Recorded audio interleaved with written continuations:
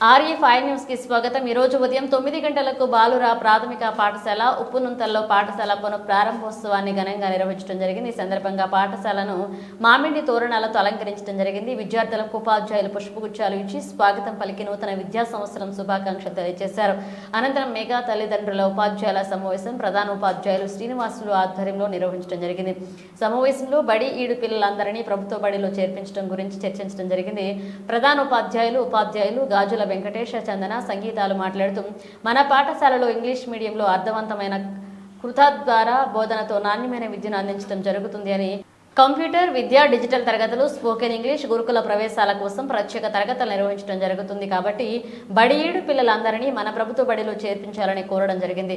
అతిథులుగా హాజరైన కాంప్లెక్స్ ప్రధానోపాధ్యాయులు శ్రీనివాసరెడ్డి, గ్రామ పెద్దలు కట్ట Anantha Reddy, single window director Aluri Srinivasulu విద్యార్థులకు పాఠ్య పుస్తకాలు, వర్క్ పుస్తకాలు, ఏకరూప దుస్తులు పంపిణీ చేయడం జరిగింది। అనంతరం వారు మాట్లాడుతూ ఈ పాఠశాలలో నాణ్యమైన విద్యను అందించడానికి ఉపాధ్యాయులు అంకితభావంతో పనిచేస్తున్నారని, అందుకు నిదర్శనం 49 గురుకుల సీట్లు సాధించడమే అన్నారు। కాబట్టి గ్రామ ప్రజలందరూ తమ పిల్లలను ప్రభుత్వ బడిలోనే చేర్పించాలని సూచించారు। కార్యక్రమంలో అంగన్వాడీ సూపర్వైజర్, అంగన్వాడీ ఉపాధ్యాయులు, విద్యార్థుల తల్లిదండ్రులు, గ్రామ ప్రజలు పాల్గొన్నారు।